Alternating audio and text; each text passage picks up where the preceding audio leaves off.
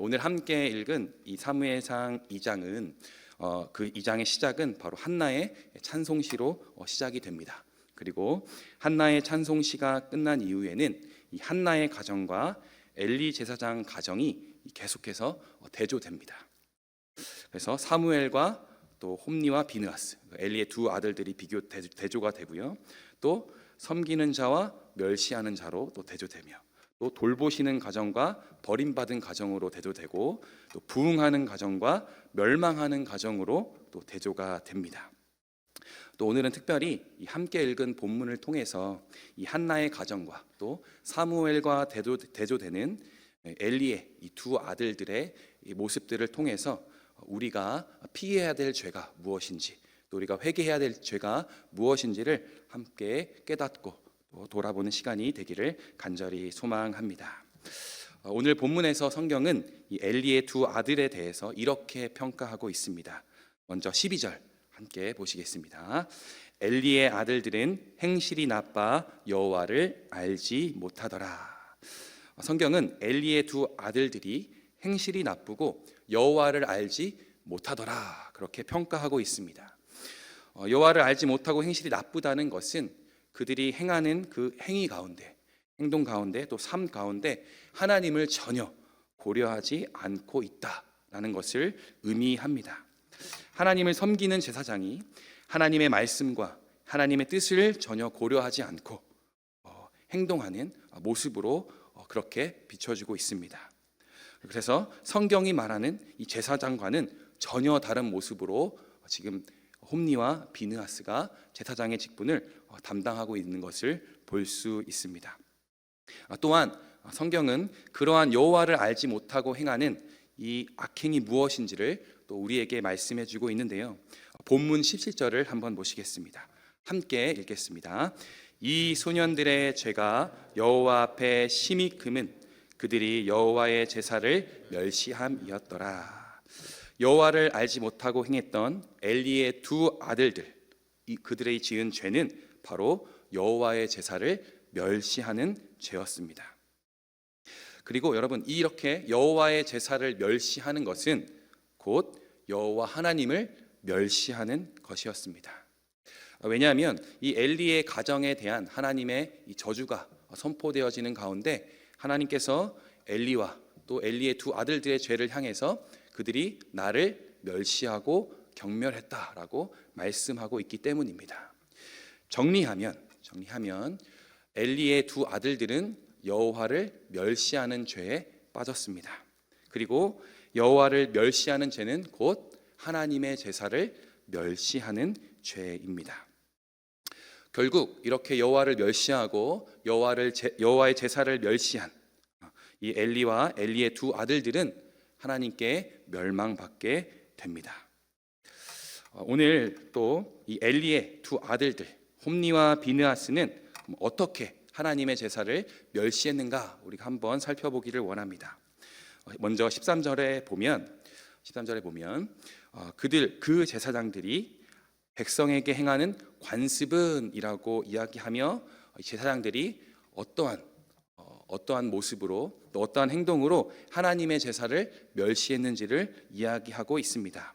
계속해서 읽어보면 곧 어떤 사람이 제사를 드리고 그 고기를 삶을 때에 제사장의 사환이 손에 새 살 갈고리를 가지고 와서, 그리고 14절 그것으로 냄비에나 솥에나 큰 솥에나 가마에 찔러 넣어 갈고리에 걸려 나오는 것은 제사장이 자기 것으로 가지되 실로에서 그곳에 온 모든 이스라엘 사람에게 이같이 할 뿐이니라, 이렇게 말하고 있습니다.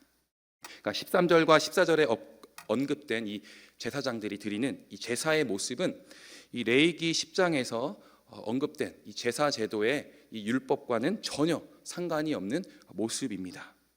그러니까 하나님께서 명령하신 대로 제사를 드린 것이 아니라 자신이 원하는 대로 제사를 드리고 있는 것을, 그러니까 하나님의 말씀과 정반대되는 모습으로 제사를 지내고 있는 것을 볼 수 있습니다.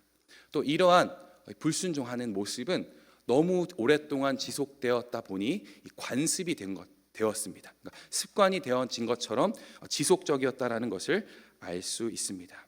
이러한 모습을 통해서 이 엘리 제사장이 제사장의 직분을 담당했던 그 시기에 하나님께 드려지는 제사가 얼마나 무너져 있었는지를 우리는 확인할 수 있습니다. 또 그뿐만 아닙니다. 15절에 보면 기름을 태우기 전에도 제사장의 사환이 와서 제사 드리는 사람에게 이르기를 제사장에게 구워드릴 고기를 내라. 그가 내게 삶은 고기를 원하지 아니하고 날 것을 원하신다. 그렇게 말하고 있습니다. 제사장은 삶은 고기가 아닌 구운 고기를 원해 하나님께 드려지기도 전에 제사 드리는 제사의 그 제물을 가져가는 것을, 빼앗는 것을 볼 수 있습니다.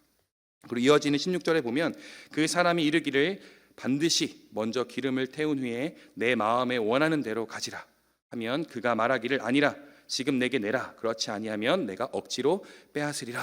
그러니까 제사를 드리는 사람이 제물을 가져가려는 이 사원의 요구를 거절하였는데 그 이유는 그것이 하나님께 드려지기 전에 제물이었고 또한 이 제물에 기름을 먹지 말라는 율법에 순종하기 위해서 거절하였습니다.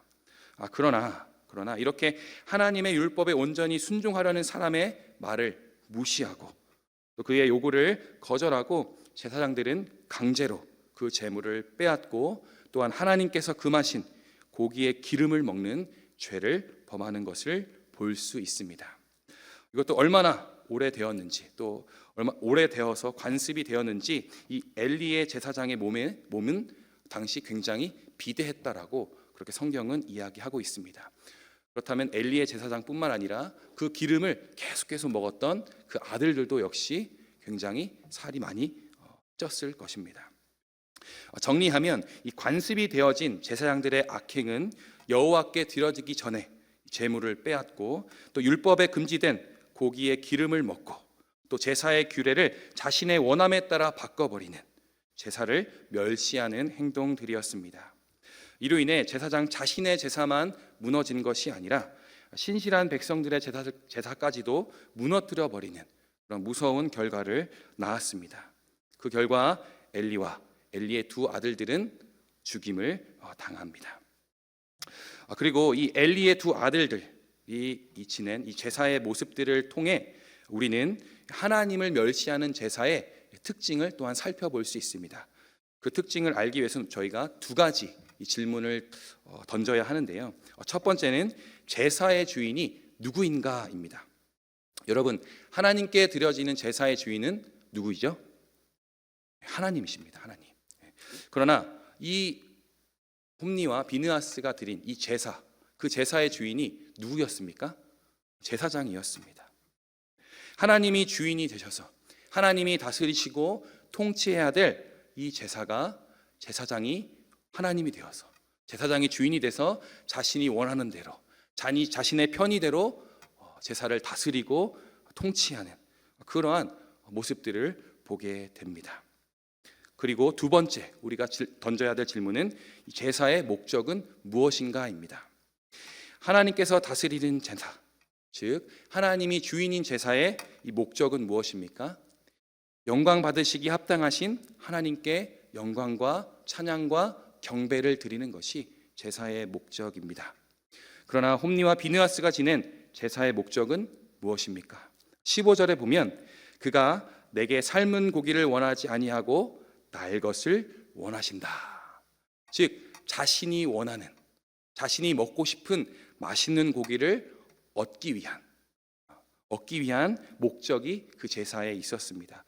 그리고 오늘 읽진 않았지만 29절에 보면 이스라엘이 드리는 가장 좋은 것으로 너희들을 살찌게 하느냐라고 그렇게 하나님이 말씀하고 있습니다. 즉 자신이 원하는 맛있는 고기를 먹기 위함이었으며 또 그들의 배를 배불리기 위함이었습니다. 이 제사의 목적이 자신이 원하는 것을 얻어내기 위함이었습니다. 하나님이 주인이 되시며 다스려야 할 제사가 제사장이 자신의 원함을 이루기 위해 통제하고 다스리며 하나님 것을 탈취하고 빼앗는 하나님을 멸시하는 제사가 바로 그들이 드린 제사였습니다. 홈니와 비느하스의 제사는 드리는 것이 아니라 받는 제사가 되어버렸습니다. 홈니와 비느하스는 제사를 드리는 자가 아니라 제사를 받는 자였습니다. 이렇게 이 엘리의 두 아들들 홈니와 비느하스의 하나님을 멸시하는 모습은 오늘날 우리가 드리는 예배 가운데도 여실히 드러납니다. 여러분, 여러분이 드리는 또 우리가 드리는 예배는 어떠한가요? 온전한 예배를 드리고 있으십니까? 하나님이 다스리시고 하나님이 주인인 예배로 여러분 나아가고 계십니까?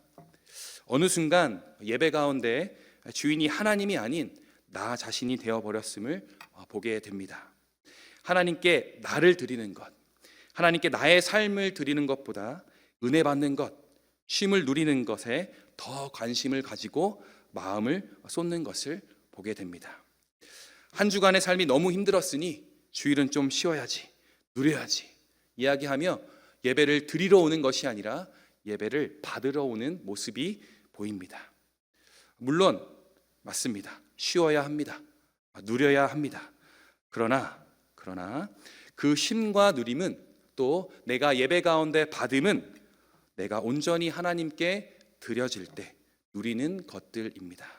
내가 먼저 하나님께 드려질 때 하나님께서 우리에게 쉼을 주시고 우리에게 은혜를 주시고 우리에게 놀라운 것들을 선물로 주십니다.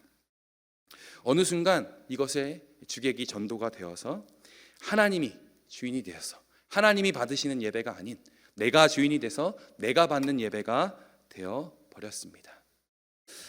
또한 이렇게 내가 예배의 주인이 되면 이제 예배에 대한 판단이 생깁니다. 설교가 너무 기네, 찬양이 너무 기네, 예배 순서가 너무 많네, 감동이 없네, 재미가 없네, 지루하네 등과 같이 자신이 기준이 되어서 예배를 판단하게 됩니다.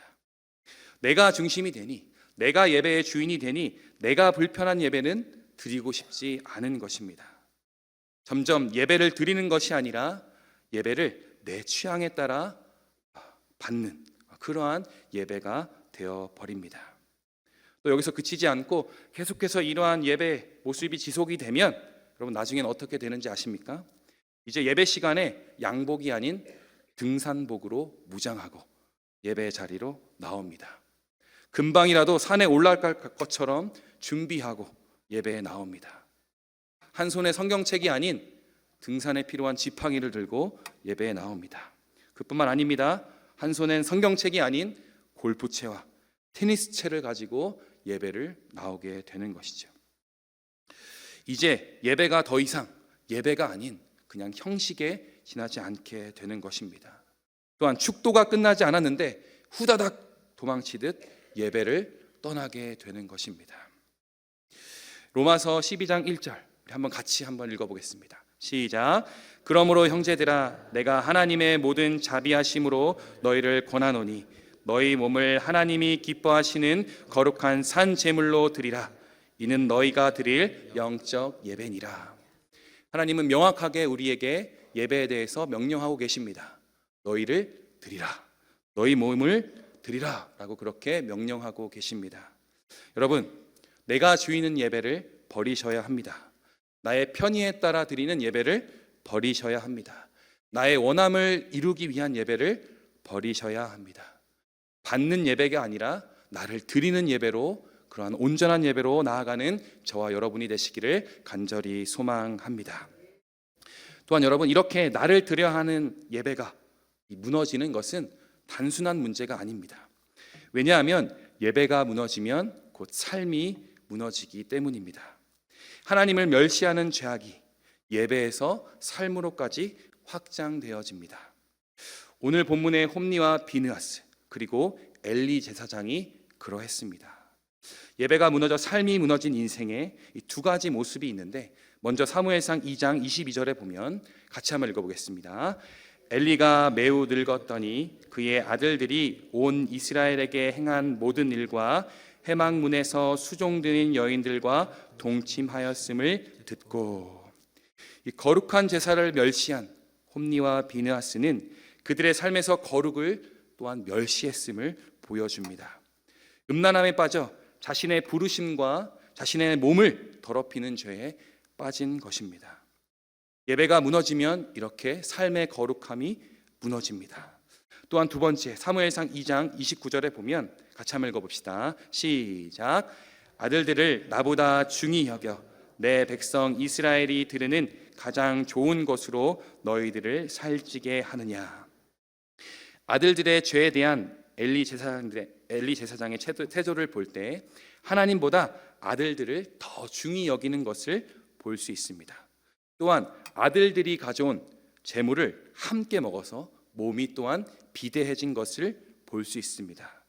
이러한 모습들을 보면 결국 하나님을 멸시하는 이 죄악을 엘리 제사장과 그 아들들이 얼마나 가볍게 여겼는지를 알 수 있습니다. 제사가 무너지면, 예배가 무너지면 두 번째로 죄를 가볍게 여기는 그러한 죄에 빠지게 되는 것입니다. 여러분, 이렇게 예배가 무너지면 삶이 무너집니다. 여러분, 예배를 통해서 우리는 삶을 살아낼 수 있는 능력과 힘을 얻게 됩니다. 거룩을 지킬 수 있는 능력과 힘을 얻게 되는 것입니다. 그러나 그 예배가 무너진다면 여러분의 월요일부터 토요일까지의 그 삶이 다 무너질 수밖에 없습니다. 왜냐하면 우리에게 그 거룩을 지켜낼 힘이 없기 때문입니다. 죄와 싸워 승리할 수 있는 힘이 없기 때문입니다. 그래서 여러분, 예배가 회복되어져야 합니다. 그리고 예배가 회복되면 삶이 회복되어지는 것입니다. 말씀을 정리하도록 하겠습니다. 여러분, 하나님을 멸시하는 죄는 결국 하나님의 제사를 멸시하는 것입니다. 즉 예배를 멸시하는 것입니다. 예배의 주인이 하나님이 아닌 내가 되는 것이며, 드리는 예배가 아닌 받는 예배로 나아가는 것이 하나님을 멸시하는 것입니다. 또 이렇게 예배를 멸시하면 삶이 무너지게 됩니다. 그러므로 우리는 예배를 회복하고 온전한 예배로 나아가 우리의 삶 전체를 하나님께 드리는 예배자가 되어야 합니다.